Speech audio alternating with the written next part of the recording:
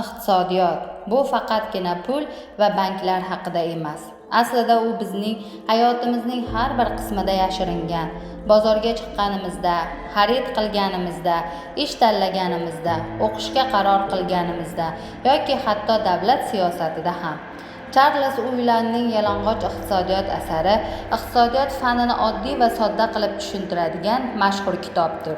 Muallif kitobni mutlaqo ilmiy formulalarsiz, hayotiy misollar orqali yozgan.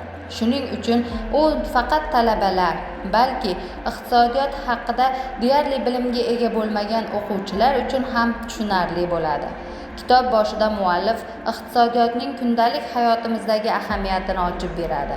Odamlar nima uchun muayyan narsani sotib oladi? Nima uchun narxlar ko'tariladi yoki tushadi? Nima uchun davlat aralashadi? Ana shu savollarga sodda misollar bilan javob beradi.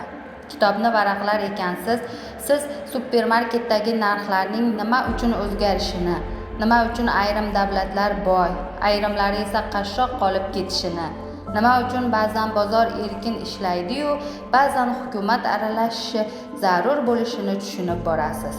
Uylan iqtisodiyotni faqat pul va moliya bilan bog'liq deb bilmaslik kerakligini ta'kidlaydi.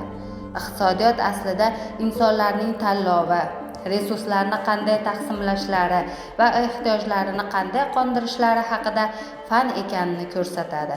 Kitobda hayotdan olingan misollar, supermarketdagi narxlar, davlat soliqlari, talabalik kreditlari, xalqaro savdo, hatto sport musobaqalari orqali ham iqtisodiy tushunchalar izohlanadi.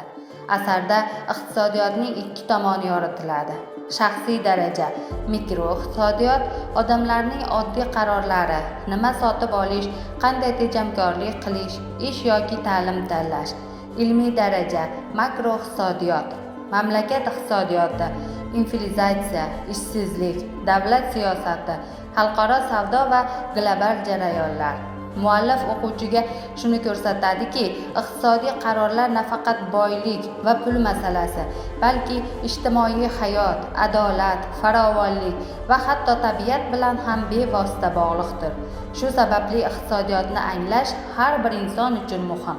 Ushbu kitobda siz nafaqat iqtisodiy bilimlarni olasiz, balki kundalik hayotda duch keladigan savollarga ham javob topasiz. Nega ayrim narsalar qimmatlashadi? Nega ayrim kasblar boshqalardan ko'proq haq oladi? Nega davlat soliq to'laydi va u qanday ishlatiladi? Kitob oxiriga borib o'quvchi iqtisodiy tushunchalarni nafaqat nazariy jihatdan, balki kundalik hayotdagi voqeliklar orqali ham yaxshi tasavvur qila oladi. Muallifning kulgili, sodda va hayotiy uslubi kitobni zerikarli darslik emas, balki qiziqarli suhbat tarzida o'qishga imkon beradi. Yalang'och iqtisodiyot sizni o'ylashga undaydi.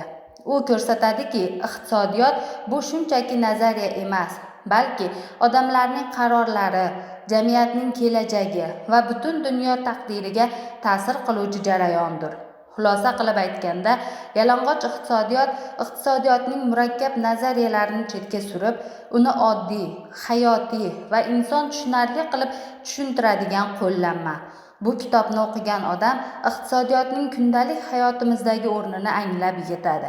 Yalang'och iqtisodiyot iqtisodiyotni yangi ko'z bilan ko'rishga undovchi, hayotimizdagi yashirin qonuniyatlarni ochib beruvchi asardir.